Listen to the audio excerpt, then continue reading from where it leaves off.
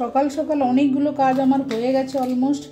তো অনেক সকালবেলা উঠেছি, রেগুলারে কতগুলো কাজ করতে হয়েছে। তারপরে আমার ব্রেকফাস্টও কমপ্লিট হয়ে গেছে। আমি এসছি দুপুরে, একটু পড়াশোনাও হয়ে গেছে। তারপরে এসছি আমি এই দুপুরের খাবার পাবার নিয়ে, কেন কি আজকে দুপুরে রুটির খাবারের প্ল্যান রয়েছে। সে কারণে আমি রুটির জন্য এই যে আমার পছন্দের একটা খাবার রয়েছে, সেটা হচ্ছে বিনস দিয়ে আমি, আর এখানে একটু মটরশুঁটি। শীতকাল কীভাবে যে টাইম চলে যায় চোখের মানে নিমেষে, মানে বোঝা বড় মুশকিল একেবারে। আমি সবজিগুলো কিন্তু একে একে সব একই সাইজ করে কেটে নেব, কারণ কাটাটার উপরও অনেকটা খাবার বা ডিপেন্ড করে। কেন কি কাটাটা দেখতে ভালো হলে সেদ্ধটাও তাড়াতাড়ি হয়, আর হচ্ছে সেদ্ধ তো তাড়াতাড়ি হয়, প্লাস প্রেজেন্টেশন যদি ভালো হয়, খাবার যতই খারাপ হোক না কেন খেতে কিন্তু মানে ভালোই লাগে। আর যাই হোক, আর এখানে একটা পেস্ট বানাবো। আপনাদের বলেছিলাম আমি একটা পোস্ত বানাবো। তো পোস্তটা একটু স্পেশাল করে বানাবো। সেটা হচ্ছে একটু সাদা তিল নিয়েছি, পোস্ত নিয়েছি, টমেটো নিয়েছি, আর নিয়েছি একটু কাঁচা লঙ্কা। ঝাল যতটা খাবো সেই মতো কয়েকটা কাঁচা লঙ্কা দিয়ে আমি পেস্ট বানিয়ে নিয়েছি। আর এখানে একটু কুচো পেঁয়াজ রেখে দিয়েছি। কড়াইতে তেল গরম হয়ে গেছে, এখানে আমি দিয়ে দেবো একটু শুকনো লঙ্কা, তেজপাতা আর কালো জিরে আর সাদা জিরে দুটো ফোড়ন দিয়ে দেবো। এই দুটো ফোড়নের ফ্লেভার দিলে পোস্তটা একটু আলাদা হয়, আলাদা রকম টেস্ট পায় আর কি। তো এটা হয়ে গেলে এবার আমি কিন্তু কেটে রাখা সমস্ত, যে নুন দিয়ে ম্যারিনেট করে রাখা সমস্ত বিনস দিয়ে দেবো, মটরশুঁটি আলু দিয়ে দেবো, শেষে আমি ফুলকপি দেবো। কেন কি ফুলকপিটা যেহেতু আমি ভাপিয়ে রেখেছিলাম, একটুখানি ভাপিয়ে দিয়েছিলাম, সে কারণে আমি শেষে দেবো। না হলে শুরুতে দিলে কিন্তু ফুলগুলো একে একে সমস্ত খুলে যাবে, পেস্ট হয়ে যাবে। তো চলুন, এরপরে রান্নাটা মোটামুটি পোস্ত বলেই হয়তো, আমি জানি না পোস্ত কার কার ভালো লাগে না। 99% লোক হচ্ছে বাঙালি যারা, তারা পোস্তর অ্যাডিকশন আছে তো বটেই।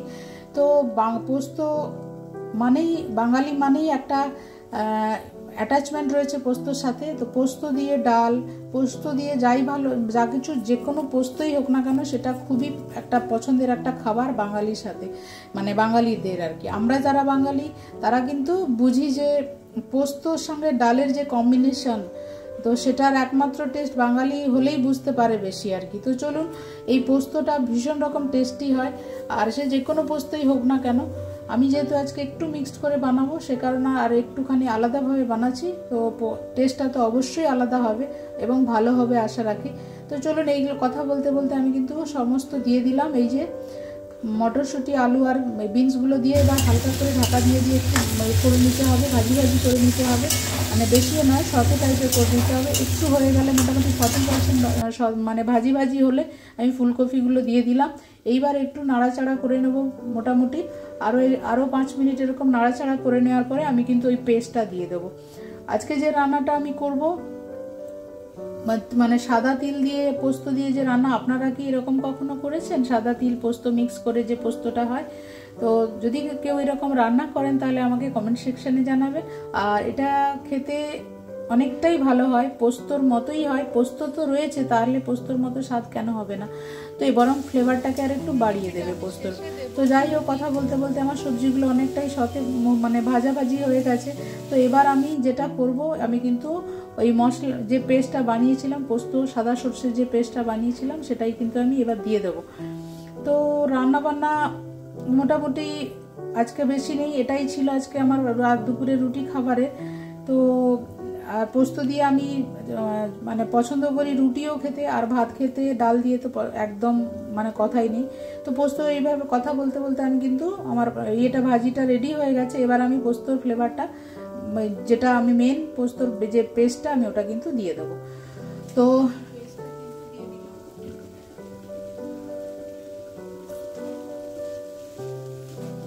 আর এটা রান্নাটা কিন্তু হবে লো ফ্লেমেই হবে, পুরোটা একদম হাই ফ্লেমে করলে কিন্তু সবজিটা পুড়ে যাবে, এদিকে আবার সেদ্ধও হবে না আর খেতেও ভালো লাগবে না। তো পোস্ত পেস্টটা দিয়ে দিলাম আমি। এবারে সমস্ত সবজির সাথে পেস্টটাকে ভালো করে মিশিয়ে নিতে হবে। আর আপনারা মানে যতটা পোস্ত খেতে চাইবেন ততটাই দিতে পারেন। আমি আমার মতো করে দিয়েছি, কারণ বেশি পোস্ত খাওয়াটা একদম ঠিক লাগে না। আর পোস্ত যদি রেগুলার খাওয়া হয় সেটাও মানে ভালো নয়, কিন্তু পোস্ত এতটাই টেস্টি যে আপনাকে অ্যাট্রাকশন করবে যে পোস্ত একবার খেলে আরও একবার খাই, কিন্তু সেটার জন্য আপনাকে কন্ট্রোল করতে হবে। তো যাই হোক, সবজিগুলো কিন্তু আমাদের পোস্তর সাথে মিক্স করা হয়ে গেছে। আর আমি যেহেতু রুটির সাথে খাবো তার কারণে আমি অতটা পোস্ত দিইনি। আর এবার এই যে পোস্ত পেস্ট করা যে জলটা আমি দিয়ে দিলাম, দিয়ে ঢাকা দিয়ে আমি কিন্তু এই মানে পোস্তটাকে বানাবো। আর এদিকে নুন আমি অ্যাডজাস্ট মতো দেবো। আমি প্রথমে যেহেতু অল্প দিয়েছি, পরে আমি আবার দেখে আর দেবো। একসাথে দুটো দিলে কিন্তু মানে নুনটা বেশি হয়ে গেলে রুটির সাথে একদমই ভালো লাগবে না, নুন কাটা একদম ভালো লাগে না। তো যাই হোক, রান্নাটা কিন্তু আমার অলমোস্ট অনেকটাই হয়ে এসছে। এবার আমি ঢাকা দিয়ে দেবো। জল আমি যতটা দিলাম মশলা ভাজা জল ততটাই, আর এরপরে আমি ঢাকা দিয়ে 5 মিনিট ঢাকা।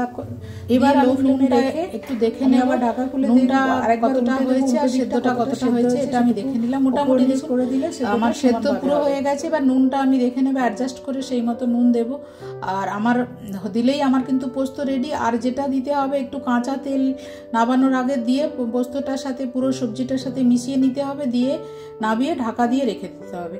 তো এটা হচ্ছে আজকে আমার রুটি খাওয়ার জন্য পোস্ত। এরকম পোস্ত কারা কারা ভালোবাসেন অবশ্যই আমাকে কমেন্ট করে জানাতে ভুলবেন না। আর এটা কিন্তু সাদা তিল আর পোস্ত মিক্স করেই বানানো, তার জন্য আমি বলবো টেস্টের মানে ফ্লেভারটা, মানে পোস্তর ফ্লেভারটা কিন্তু আরও অনেক বাড়িয়ে দেবে। চলুন আজকে এই পর্যন্ত ভিডিও, আবার আসবো নেক্সট কোনো ভিডিও নিয়ে। ততক্ষণের জন্য বাই।